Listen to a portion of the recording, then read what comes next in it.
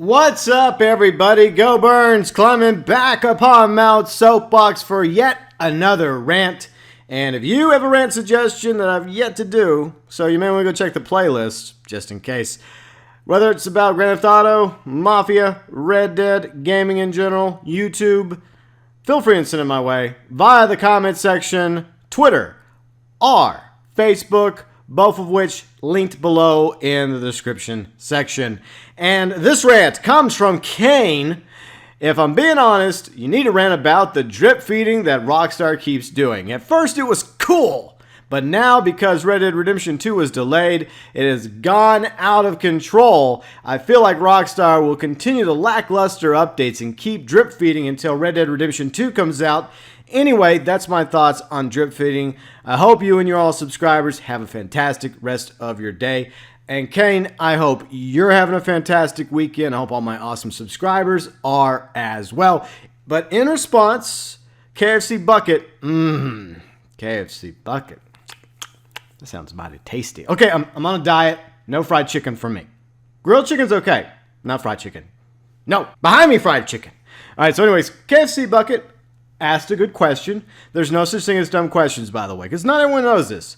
He asked Kane, what is drip feeding? And of course, Kane responded, drip feeding is where you get new content that's locked behind the update. For example, the gun running has a mission where you use this awesome, fast, armored SUV called the Night Shark. It has guns on it. It's really cool looking. But at the moment, we cannot buy this or use it in free mode. Now, that could change this coming Tuesday. Maybe, maybe not. Or maybe it's next Tuesday whenever they finally release the Night Shark. We'll see. But until Rockstar gives us access, we have to wait a few days or weeks to get access to the locked content.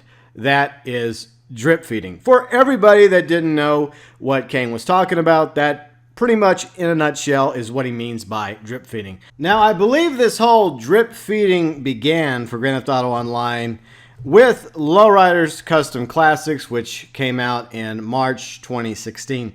They started off with a set of Lowriders. By the way, this is the second Lowriders update. Definitely not as good as the first Lowriders update back in the fall of 2015, but I digress. So they had this set of Lowriders that they came out with, Lowriders Custom Classics, but then we found out that they also had other Lowriders that were locked, that weren't available for a few weeks. And, you know, following week, they would release one, then another one, etc., etc. So since Lowriders Custom Classics, Rockstar has got into a habit with all their updates with releasing day one content and then having a few vehicles set aside, locked in order to drip feed, for, future weeks following a new DLC. Now, why does Rockstar do this? Well, for several reasons.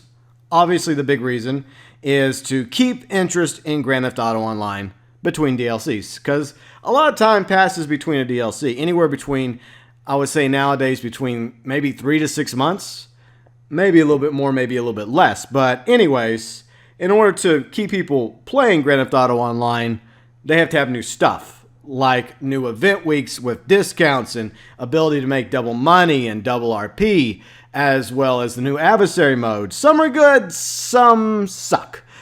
The big appeal about new adversary modes is mostly double money, double RP. But also, they release new content through the drip feeding system, with one vehicle this week, one vehicle next week, until they run out of vehicles that were locked for their drip feeding purposes. So that's one of the reasons, to keep the interest in Grand Theft Auto Online going. The other is obvious, to give players time to earn more money. Oh, that sounds so benevolent and nice after, this update. People spend a lot of money on all this content. So Rockstar doesn't want to have all these vehicles out at the same time, right? Yeah, well, there's a good reason for that. Obviously, we end up spending a lot of money with each new update, day one. But my theory is that it's not being done because they feel sorry for us. I have a more benevolent theory about this whole thing. So the reason why I think that this transpires is not just to keep interest in Grand Theft Auto Online going, and stretch it out as long as they can between new updates, because that's when the interest peaks when it comes to Grand Theft Auto Online. The other possible reality is the fact that a new vehicle means money. Because people like the new factor. They like that new thing. Whether it's a new unlockable t-shirt or even a new adversary mode for 5 seconds, whether it's good or bad, they'll still try it out. And if it's good, they'll keep playing it, especially if they can earn double money doing so. But if it sucks, then they're not going to be so inclined to keep playing it. The same thing goes with new vehicles. Some of the vehicles are very good.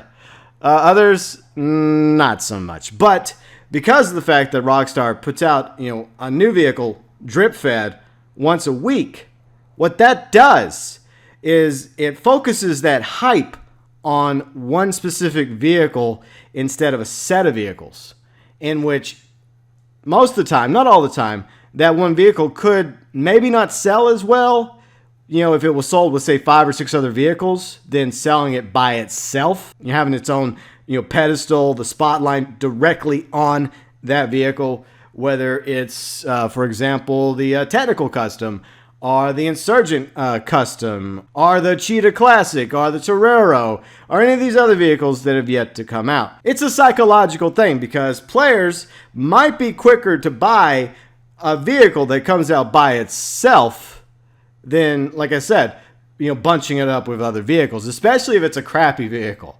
And we've had a few crappy vehicles that have been drip-fed out lately. We've had some good vehicles, like that one that supercar. I forgot the name of the supercar, but anyways, the Wagner.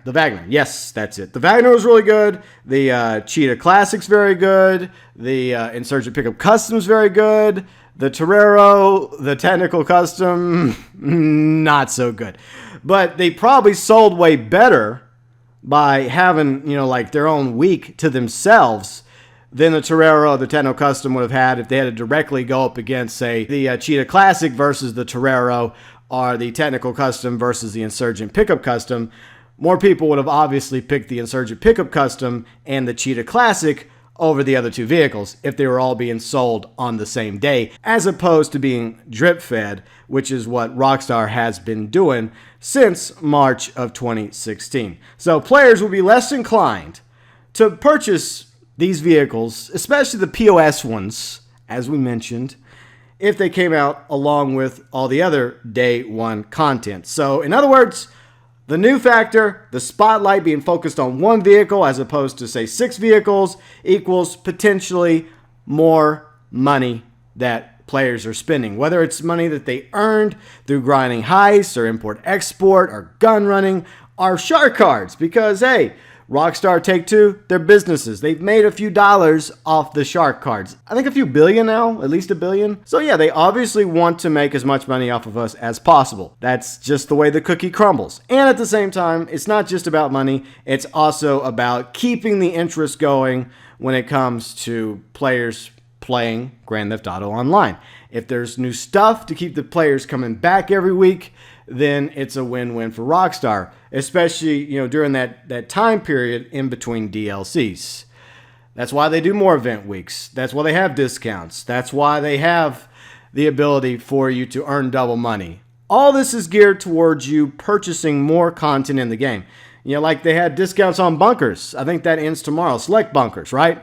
Now, it's not just being done out of the kindness of Rockstar's heart. Obviously, it's being done because they want you to buy the bunkers. That's why they got it discounted for people that didn't buy the bunkers day one for gun running.